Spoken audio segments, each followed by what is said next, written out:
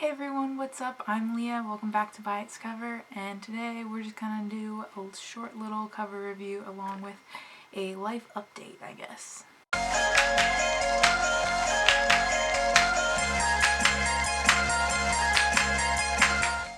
Sorry about the different camera angle. It is nighttime, the sun has set, and this is the best angle for me to use my lamp to illuminate myself. So if you didn't notice, I've been MIA for a couple weeks, and that's because I was on vacation in Paris, France with my parents for 10 days, including travel. So I've been reading like crazy because I had 2 8-hour plane rides. We had lots of bus rides and downtime in our hotel that I spent divulging in books because I don't speak French and there's limited English TV, so books. But I was lucky enough to get to go to Shakespeare & Co., where I knew I had to purchase a book, and pretty much the only requirements I had were that it have a pretty cover because I knew it would be something I want to keep for a really long time. They had a YA section, but at least in English, more dated. They had like Harry Potter, The Mortal Instruments, Divergent, all that kind of stuff. And they did have some nice like alternate covers, but I wasn't really feeling any of it. I almost got the Hogwarts Library collection, but they only had the full set in the old edition and only Fantastic Beasts of the new edition, the red cover, which is the one I want. So instead of just buying one, I'm gonna wait to buy the set together. And then I was kind of looking for some of the Penguin Classic covers because I really like those cloth bound ones, but it was mostly just Jane Austen and not even like Pride and Prejudice, like Sense and Sensibility. It was like the weird ones you haven't really heard of, and then other offers that I wasn't super into. So I ended up going back into the Shakespeare section because I figured, hey, this is Shakespeare & Co.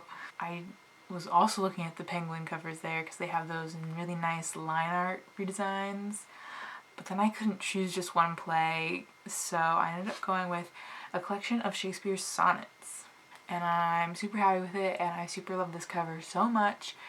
And yes, I have my stamp, so it's official, but let me tell you a little about this book.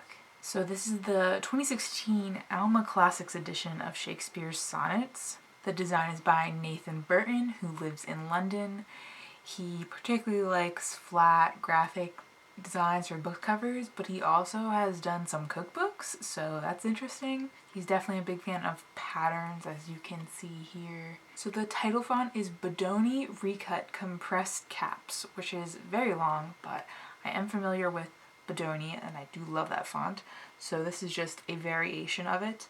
And then it has been duplicated with a pink drop shadow behind the yellow text, which sometimes drop shadows are really ugly, but I actually really like the use of it here, especially how it's separated with a navy blue stroke like the background to make them like separate entities.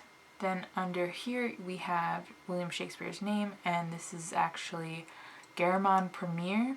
It's not Adobe Garamond, which is what we see all the time in copy of YA books everywhere, although it is the interior copy of this book. Premiere is one of the older variations of the font. It's less refined, and I think they also roughed it up a bit on this cover, but the inside is very crisp and clean. So there is a varnish on the floral pattern and the title of the cover, which just adds a nice little shine in contrast to the matte blue background. I'm a big fan of this color scheme. Any triad of like a red, a blue, and a yellow, I'm instantly in love with pretty much, and this magenta is no exception. I also really like the floral pattern Nathan has drawn because it's not quite a brocade, it's not quite Damascus, it's not a paisley, it's very unique in its own thing, but you still definitely get the floral classical vibe from it, which is important. Yeah, and that's really it for this book. I haven't read the sonnets yet.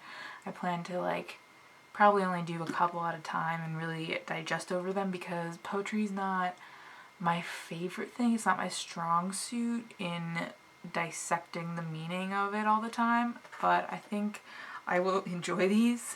I just wanted to get something up for you guys, to give you an update, to let you know that I'm still reading, I'm still making videos, and more will be coming soon. I'm in the middle of a trilogy right now, and I'm also planning a wrap-up for September, so those are things you can look forward to. Thank you so much for watching. Hit like and subscribe down below if you haven't already. Let me know in the comments if any of you guys have read Shakespeare sonnets before and have any favorites, I guess. And I'll see you guys in the next chapter.